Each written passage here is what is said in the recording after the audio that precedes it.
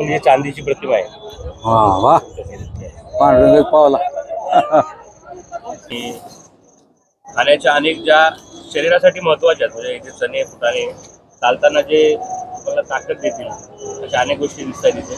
बाबा काय सांगाल, किती वारी, काय नाव आपलं? भागवत पोतेकर गाव गोतंडी किती वारी? 23वी वारी आहे आता। आणि कसा हा सर्व लवाजमा घेऊन जाता आणि काय अनुभव आहे? ठीक आहे, असं येताना भरून यायचं घेऊन आणि परत आपलं जसं कमी पडेल तसं मग मोर दुकानात भरायचं। आणि एकंदरीत समजा कोणाला पैसे नसले काय नसले मग त्यावेळी कसं काय हँडल? पैसे मग दुकानदार उधार देतो की दुकानदार आपल्याला नेहमीच आहे ना, की होलसेल दरात उधार देतो। परत ते आपलं झालं की ते आणून पोच करायचं। हा तसं काय पैसे नसलं तरी काय नाही अडचण।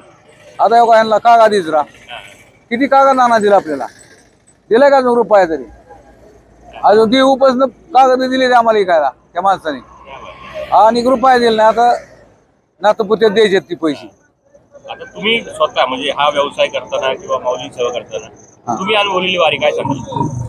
अनुभवली आपल्याला छंद होता त्याचा वारीचा आणि पहिल्यापासून घ्यायला आपण धंदा करावा। मी अजून 23वी वारी झाली माझी, पण 23वी वारी मी असं काय मोकळा गेलोच नाही, धंदा करीतच गेलो। या पहिलं गंध लावत होतो, 2 वर्ष गंधाचा धंदा केला, 2 वर्ष पानफुल केलं आणि आता ही गाडी घेतल्यापासून आपलं हे गबाळ टाकायचं ना आपलं हे धंदा व्यवसाय चालू आहे। सगळं माऊलींची प्रचंड ताकद हो आहे। मारून तर बाबा तुमच्या याच ताकदीला आम्हाला एक छोटस मला एक छान आनंद म्हणजे चांदीची प्रतिमा आहे।